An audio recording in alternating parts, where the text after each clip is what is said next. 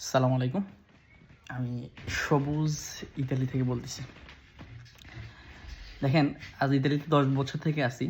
একটা জিনিস হচ্ছে কি, বাক স্বাধীনতা। যে আপনার মনের ভিতরে যে কতগুলা প্রশ্ন আসে না? ফ্রি মাইন্ডে বলতে পারতেছেন, আপনার অনুভূতিটা বলতে পারতেছেন। আ বা আপনার রাগ, আপনার আকাঙ্ক্ষা, আপনার চাহিদা অথবা আপনার দুঃখ, কষ্ট, কোন দিক খারাপ, কোন দিক ভালো। এটা আমি খুঁজে পাইছি একমাত্র ইউরোপে, ইতালির বুকে। দেন এখানের আইন কানুন সিস্টেম, লক্ষ লক্ষ মানুষ সারা বিশ্বের থেকে মানুষ এই ইতালিতে আশ্রয় নেয়, এবং কি এই দেশের গভর্নমেন্ট আপনাকে ওই ফ্যাসিলিটিটা দেয় যে আপনি এখানে স্বাবলম্বী হবেন, আপনি কর্মক্ষমতা করবেন, নিজের পায়ে দাঁড়াবেন, তারপর নিজের স্বাধীনতাভাবে চলবেন। তো এই কারণে মানুষ ইতালিতে আসতে চায়। তো আরেকটা জিনিস হচ্ছে কি, যেমন আমি একজন ন্যাশনালিটি হচ্ছে বাংলাদেশের। আমি আরও কয়েকটা রাষ্ট্র গেছি আরব গালফের ভিতরে। ওইখানে না আপনার বাক স্বাধীনতাটা নাই। আপনি টাকা ইনকাম করেন, খাবার খাইতেছেন, ঘুমাইতেছেন, ভালো লাইফ লিড করতেছেন। কিন্তু আপনার মনের যে একটা কথা, এটা আপনি ওইখানে প্রকাশ করতে পারতেছেন না। আপনার হাতের একটা মোবাইল বা ফেসবুক বা সোশ্যাল মিডিয়াতে অনেক কিছু আছে। আপনি ওইখানে আপনার মনের মতো করে ওইটা পাবলিশ করতে পারতেছেন না। যদি করেন, কোনো ধরনের যদি এখানে বেশ কম কিছু ভালো খারাপ হলে আপনার ওইখানে অটোমেটিকলি আপনার নোটিফিকেশন চলে আসবে। কিন্তু আমি ইতালিতে আজ 10 বছর।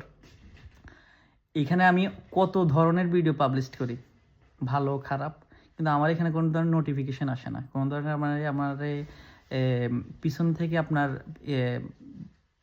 কি বলে এটারে, কোনো ধরনের নেগেটিভলি কোনো কিছু গভর্নমেন্ট থেকে আসে না। তো এটাই হচ্ছে বাক স্বাধীনতা, যে আপনি যেখানেই থাকতেছেন, খাইতেছেন, চাকরি করতেছেন, এবং কি প্লাস আপনার কোনো কিছু খারাপ হলে আপনি এখানে আবার প্রকাশ করতে পারতেছেন। এটার জন্য আপনাকে আইনগতভাবে বা মানসিকভাবে বা আপনার আরও অনেক কিছু আছে, আপনার হ্যারাসমেন্টস করতেছে না। তো এইটা নিয়ে আমি অনেক গর্বিত। তো আমি মানে এইখানেই দেখলাম যে বাক স্বাধীনতা আছে আপনার। আপনি যাই করেন, আপনার মনের ভাবটা প্রকাশ করতে পারতেছেন। এই কারণে আপনার ইতালিটা হচ্ছে আপনার ইউরোপের ভিতরে সবচেয়ে ফেমাস।